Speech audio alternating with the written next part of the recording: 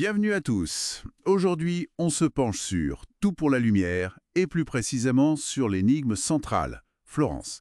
Sa chute dans les escaliers, accident ou pas.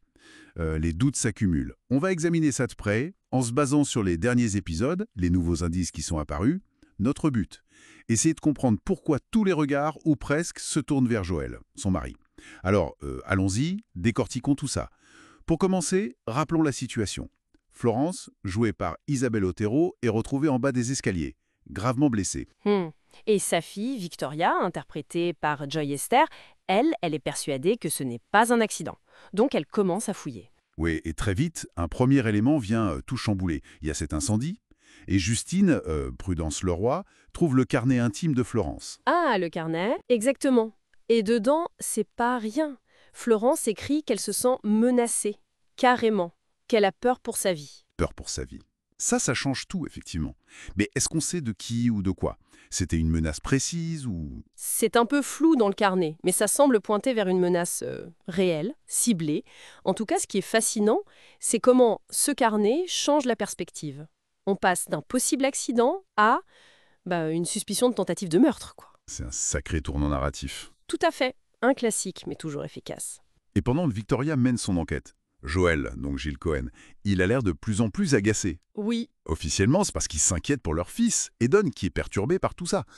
Mais cet agacement, il semble un peu disproportionné, non? c'est vrai que ça interroge. Est-ce que c'est juste un père inquiet ou est-ce qu'il y a autre chose? Est-ce qu'il est nerveux parce qu'il cache quelque chose? Son comportement est volontairement ambigu, je pense. C'est fait pour semer le doute. Et le doute s'épaissit encore avec cet enregistrement audio. Celui trouvé par Adrien, joué par Louis Dunéton. Ah oui, l'enregistrement. Il a capté par hasard une dispute. Assez violente apparemment.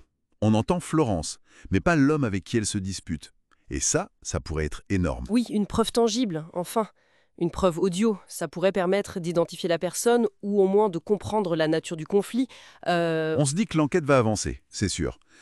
Sauf que, retournement de situation, Comment ça? Adrien raconte que Joël est entré, pile au moment où il écoutait la bande. Non. Pile à ce moment-là. Oui, il l'interrompt, ils échangent quelques mots, et juste après, l'enregistrement. Plus là. Disparu. Disparu. Volatilisé. Franchement, la coïncidence, elle est un peu grosse, non? Difficile de croire au hasard, là.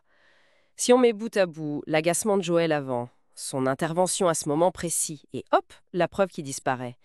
Le lien est troublant. C'est ça. Et la disparition de la preuve, narrativement, c'est très fort. Pourquoi c'est si fort? Ça pourrait aussi dire pas de preuve, pas de coupable, non? Eh bien, paradoxalement, pas toujours. Ici, l'absence de preuve devient presque une preuve en soi, une sorte d'accusation silencieuse. Ça oblige le spectateur, et Victoria dans la série, à imaginer ce qui s'est passé. Et l'hypothèse la plus logique, ou en tout cas la plus dramatique, c'est que celui qui avait intérêt à ce que ça disparaisse, c'est Joël. Donc son action présumée renforce les soupçons au lieu de les calmer. Exactement. C'est ça qui est intéressant. Même sans preuve formelle de son intervention, le soupçon grandit. Alors, on se retrouve avec quoi? Un mari irrité par l'enquête, une victime qui écrivait avoir peur pour sa vie, et une preuve clé qui s'évapore juste après que ce mari soit intervenu. Ça soulève plein de questions, forcément. Est-ce que Joël est l'homme de l'enregistrement? Est-ce que c'est lui qui est derrière la chute?